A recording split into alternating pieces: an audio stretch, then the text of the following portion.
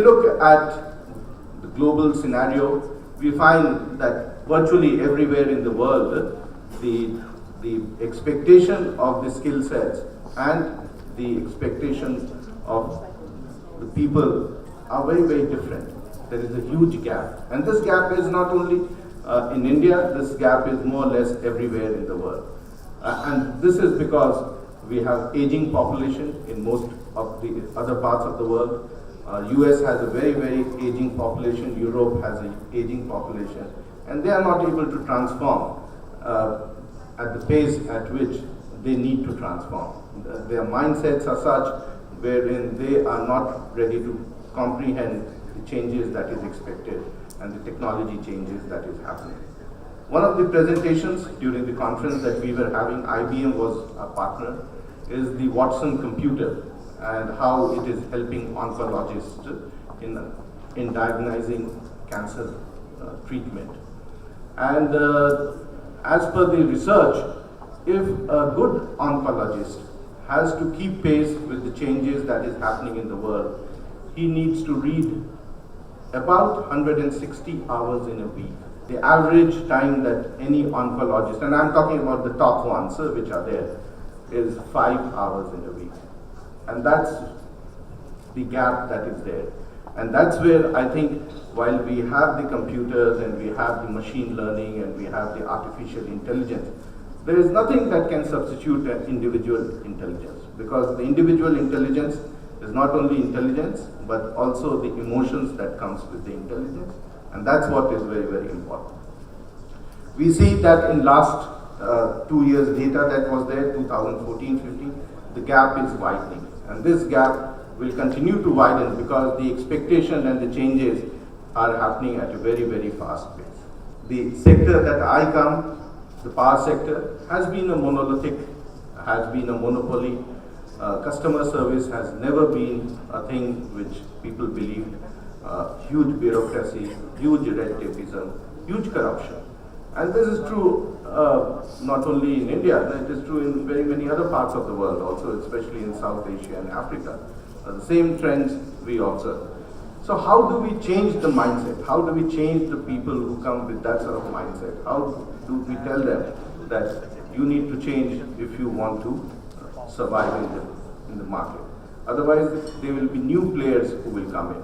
And one of the surveys that has been carried out, it shows that in next 5 years, the existing power players, and I'm talking about the developed countries, not in India. India, it will take possibly more time, but in developed countries, 53% of the existing players will disappear and new players will come in their place. So that's the type of change that is happening. That's the type of transformation that is happening. And it's very important that we understand this and anticipate it. And I will take you through a presentation of how Tata Power Delhi Distribution, which is a public-private enterprise, which was a government undertaking before 2002, erstwhile DVB or DESU, people who have stayed in Delhi know about it, and how it used to function, what was it when we took over, and how the transformation has come about. Before 2002, there was nothing like performance management. The company had one computer, that also with a cover so that dust should not enter into the computer. And no one knew about technology, no one knew that you need to have a performance management and things like that. I don't know how many of you know that there is something known as time-based promotion scheme and things like that, and TBPS, and there is a FRSR, fundamental rule and supplementary rules under which the government employees their performance is monitored and their increments are given. So very difficult scenario. They would not come to office on time. I remember, in fact, only a few years back we implemented biometric, and when we implemented biometric, they said, no, we are government officers, class 1 officers, how the hell you want us to sign or go and do the attendance? So someone put sand on it, someone put water on it, someone put a blade and scratched the glass. So it was a huge challenge to getting them to also to come and understand that you need to work in a disciplined manner. You need to work in an environment where you provide service to the consumer, because electricity is a fundamental right. It's like water. You cannot live, can anyone today live without electricity? And to that extent, we have a universal service obligation. So how do we change ourselves whereby we give service to the people? And thereby, what we did is, we said, the first thing that has to happen is the capacity building. And before we get into technology and we get into other parts of the business and the IT systems and all that, we need to build the capacity. We need to change, because ultimately it is the employees who will carry out the transformation. Ultimately, they are the ones who have to understand the technology and implement it. And if they do not have a buy-in for it, whatever best technology you will bring, nothing will happen. And we have seen that in many of the states. People have spent money. They've put up a SCADA system. It costs a lot of money. But what do they do with the SCADA? They don't use that. And so it's a screen on which they play games. So that's all that is being done. They've never used the SCADA system because they've never done the automation and done the interlinking of it.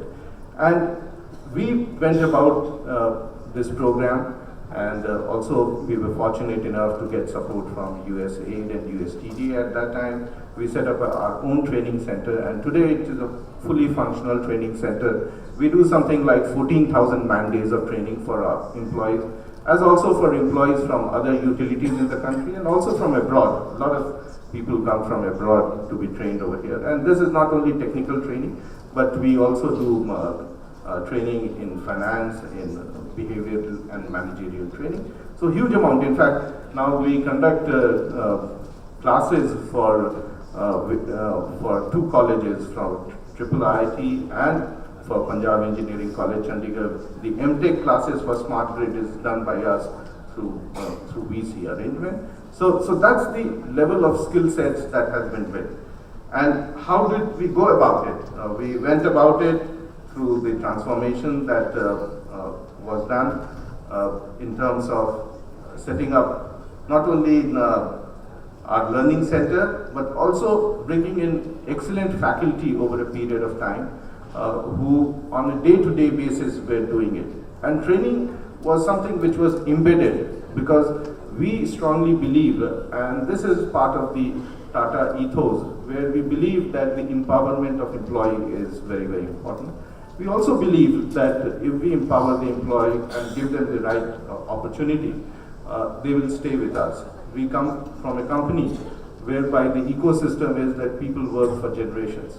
They join over there and they retire. And we have employees who are 2nd generation. We have employees who are 3rd generation. We have employees who are 4th generation. And there are few employees who are 5th generation. Their great grandfather started working in 1900. So we have 5 generations of employees working with them. And we encourage that. We empower that, and we tell them that it's very important that you should work over here, you should enjoy the work, and you should get empowered, so that you feel that this opportunity is something which is a lifetime opportunity. We have, over a period of time, evolved various programs, and some of the photographs I will show you. These are the classrooms, and these are the residential facilities that we have. We also do a lot of on-the-job training programs, hands-on training program, because not only we have our own employees, but we have huge number of outsourced employees. It's very important. Electricity is something that you cannot see, but can be very fatal if you do not take care of yourself. So also is the third party responsibility to see that no one in the community also gets impacted by use of electricity, and the safety aspect is very, very important to that. And over a period of time, we also collaborated with number of universities in India and US.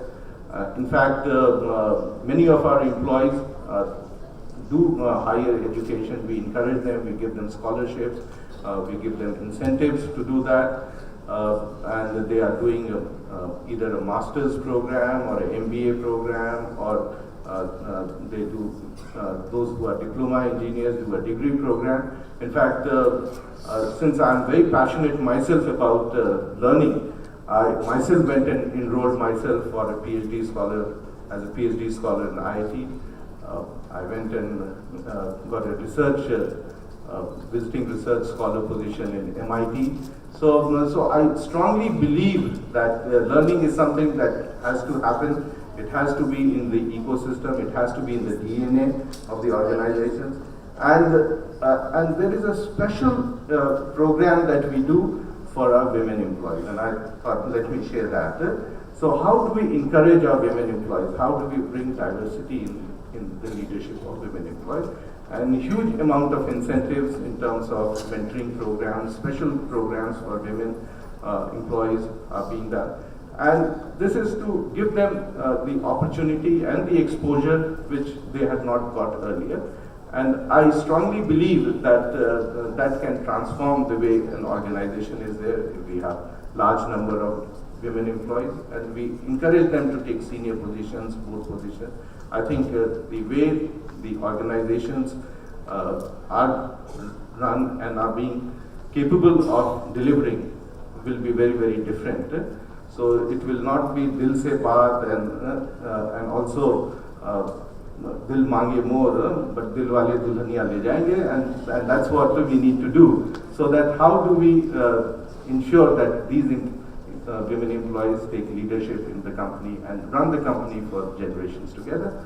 So I know that I'm running out of time. I'll see if there is something more, but what I want to tell you is that we build a very, very strong ecosystem. Innovation, Ajay mentioned about, innovation is again very strongly embedded in the organization.